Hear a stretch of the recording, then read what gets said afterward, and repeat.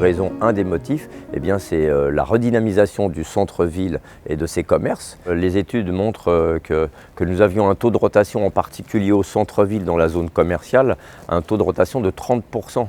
Cela signifie que les gens, de toute façon, dans un stationnement non réglementé, n'avaient pas la possibilité de stationner pour faire leurs courses. Donc ça a été une des premières raisons. Et la seconde, c'est cette mutation de la ville de Noisy-le-Sec et cette arrivée des transports en commun. La ligne 11 au mois de juin, le tramway qui va bientôt traverser la ville de Noisy, vont faire en sorte que les gens qui prennent les transports en commun vont devoir aussi peut-être stationner leurs véhicules aux abords des stations. La ville a instauré différentes zones, la zone orange, la zone rouge et la zone bleue.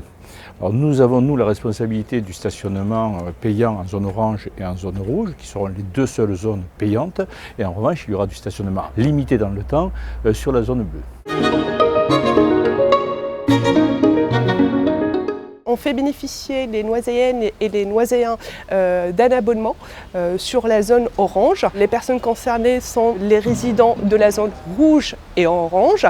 Ils peuvent payer leur abonnement soit annuellement, soit mensuellement via l'application Prestopark, mais aussi sur le rodateur en espèces ou en carte bleue. Ils ont également la possibilité de venir nous voir à la maison du stationnement pour les aider notamment pour créer leur abonnement, mais aussi tous les mois venir nous voir pour payer leur abonnement sur place à la maison du stationnement.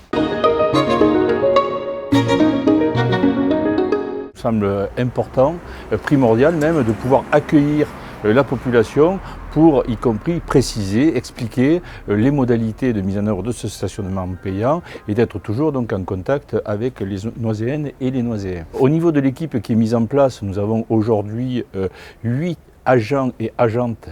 La parité est totalement respectée, que l'on appelle des agents péageurs, qui auront la responsabilité donc de vérifier que les personnes qui sont en stationnement ont bien payé leur redevance pour le stationnement.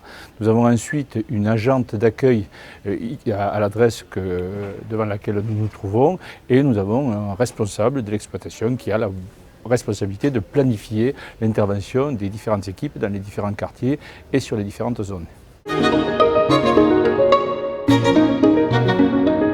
La Balle Binoise est une société publique locale qui répond à nos attentes et à notre vision politique, parce que nous avions 3 possibilités. Soit faire appel à une société privée, mais la société privée a quand même pour objectif de faire des bénéfices et du profit, et nous avions quelques craintes justement sur le caractère bienveillant et raisonnable de la réglementation du stationnement.